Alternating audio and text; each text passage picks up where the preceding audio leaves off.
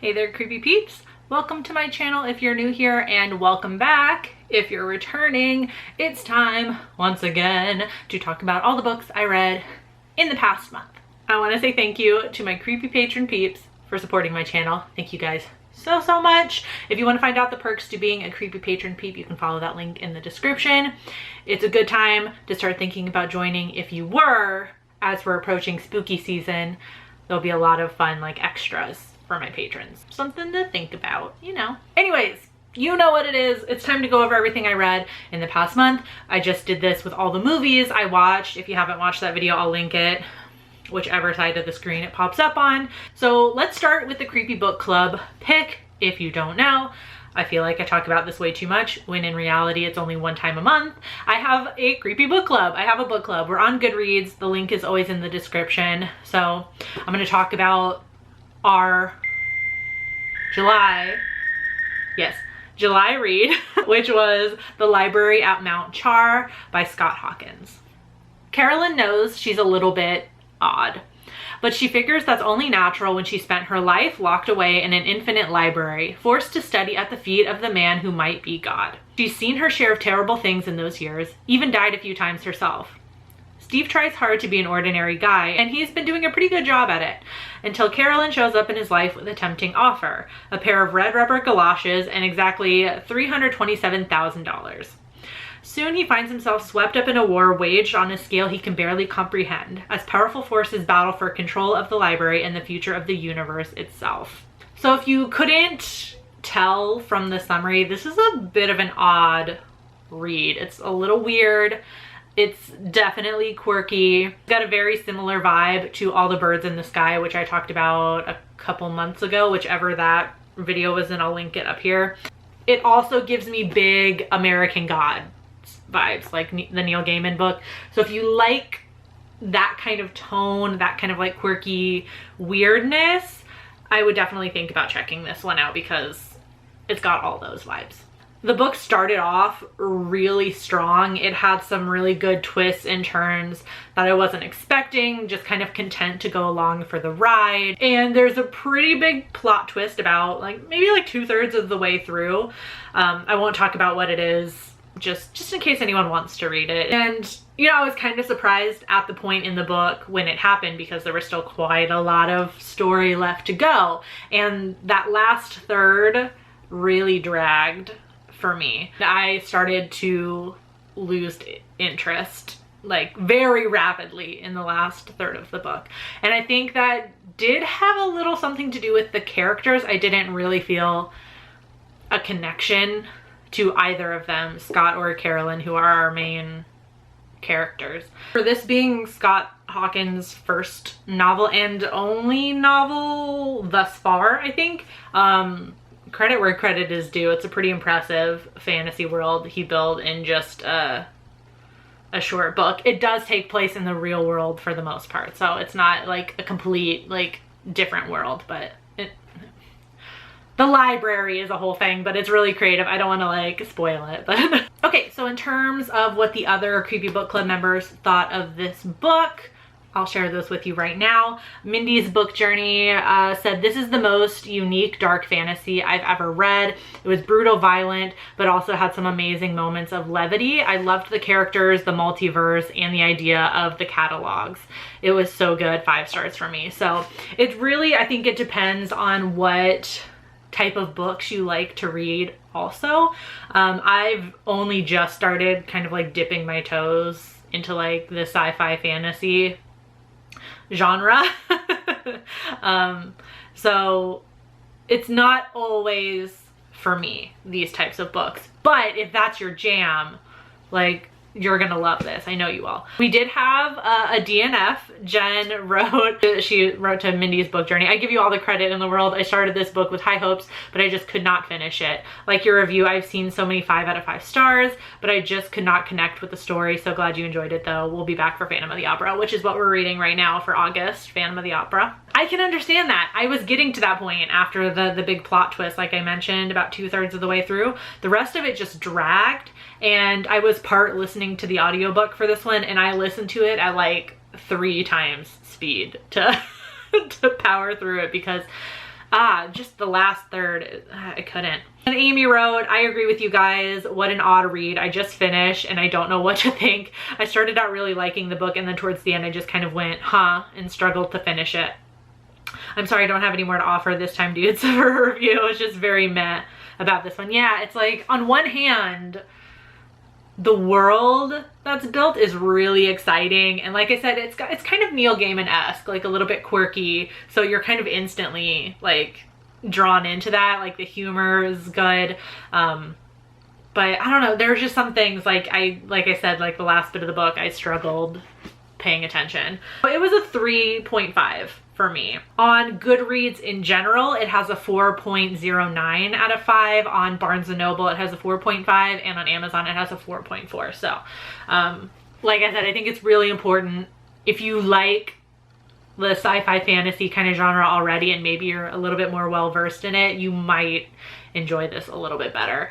If not that you can enjoy it if you don't normally read those books anyway, but I don't know, I just think that might have been a factor for me. Quick, I'll just mention this super fast. It literally has zero to do with horror, but I mentioned the other books a bunch of times how I was reading this Lux series, L-U-X, by Jennifer L. Armentrout. It's a YA paranormal romance that has to do with aliens, which I've mentioned, I think every time I mentioned this series, just for the sake of saying like I finished this book this month.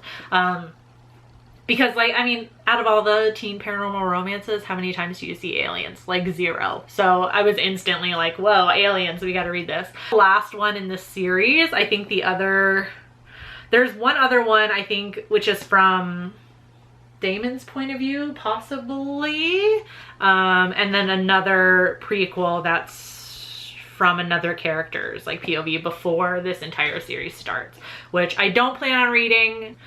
I mean, for it, like I said, it's unique in that it has to do with aliens.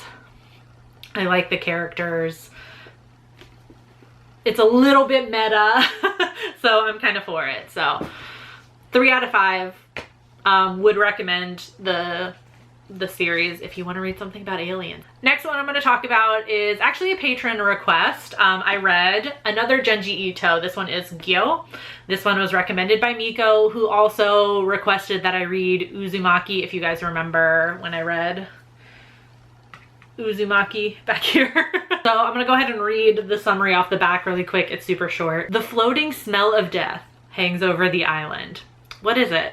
A strange legged fish appears on the scene. So begins Tadashi and Kaori's spiral into the horror and stench of the sea. Here is the creepiest masterpiece of horror manga ever from the creator of Uzumaki, Junji Ito. Hold your breath until it is all revealed.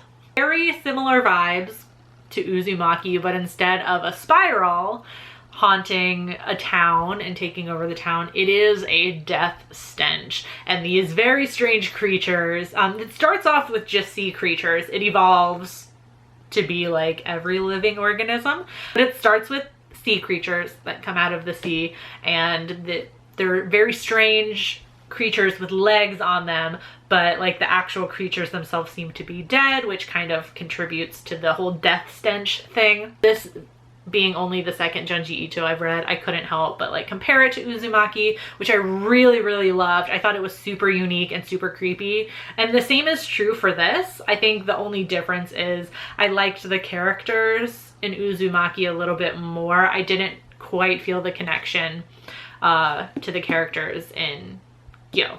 Still very unique. The art is still, you know, gorgeous and disturbing and very intricate. So I'm still gonna continue to consume all of the Junji Ito that I can. It's a 4 out of 5 from me.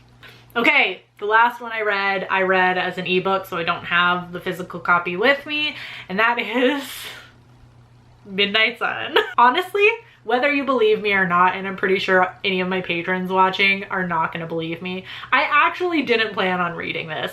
And I was just like, we're good. As soon, like the day it came out, I was like, you know what, for old time's sake, let's read it. I've said this before also, but just so you know where I stand by the fact that the first Twilight book, the very first one, just as it by itself, is not as bad as everybody makes it out to be. Honestly, it was on par with all the other YA paranormal romances of the time, which I think just speaks to a larger issue of like all the shitty examples of like a relationship, a romantic relationship that my generation got as teen girls. The rest of the series absolutely deserves all the heat though. New Moon was just problematic as fuck, way more than the first book in my opinion. Eclipse was just like boring and a weird half-assed attempt at a love triangle, which wasn't even actually a real love triangle. And I'm almost 100% positive that Stephenie Meyer was on bath salts when she wrote Breaking Dawn. All of that to preface me saying that Midnight Sun, it was okay. The most interesting to me was that we got to learn even more about the Cullen clan and actually really like technically get inside their heads because Edward can read all of their minds. To me, that was so much more interesting than the first Twilight book. I'm sorry, like in comparison, Bella's POV was just like boring. But I was really pleasantly surprised at certain members of the Cullen clan who I feel like largely in the series kind of got left off to the wayside, like they don't get a lot to do and we don't learn very much about them throughout the series. I feel like in this book, in Midnight Sun, because of Edward's like unique perspective, I feel like they shined a little brighter in this one, which was cool. And I'm talking specifically about Emmett, Jasper, and Esme. Rosalie, I feel like got shafted again, but that's also another rant for another day. I got thoughts on Rosalie's character. Like, she was done dirty by this whole series. It was okay. I gave it a 3 out of 5 on Goodreads. It is what it is. I don't hate myself for reading it, but you know, if I hadn't read it, my life wouldn't be any like worse. I just hope that this isn't the start of the rest of the series being released. From Edward's point of view, that I do work in a bookstore, and based on how well, I don't know how other stores did, but in my store, we sold out in 2 days of that book when it first came out. So just based on that and like business, I think we might get the rest of the series from Edward's point of view. Thanks for listening to my ramblings. I can't wait to edit this and see that over 50% of the video was me just talking about Twilight. So yeah, that's everything I read. That's everything I read in July. Like I said, Creepy Book Club, we're currently reading Phantom of the Opera, like the Phantom of the Opera, for August. If you can't join us for August, we are reading The Only Good Indians by Stephen Graham Jones for our September book. So if you can't join us for August but want to for September, you should, because I've heard nothing but amazing things about this. I'm so stoked to read it. So stoked. So there you have it. Thanks for listening to my ramblings about Twilight in like 5 seconds of other books. If you liked this video, give it a thumbs up. Subscribe if you're new here, or if you've been lurking, become a Creepy Peep today. I post videos 2 times a week, 2 new videos a week, plus bonus content on my Patreon page, so you should check that out.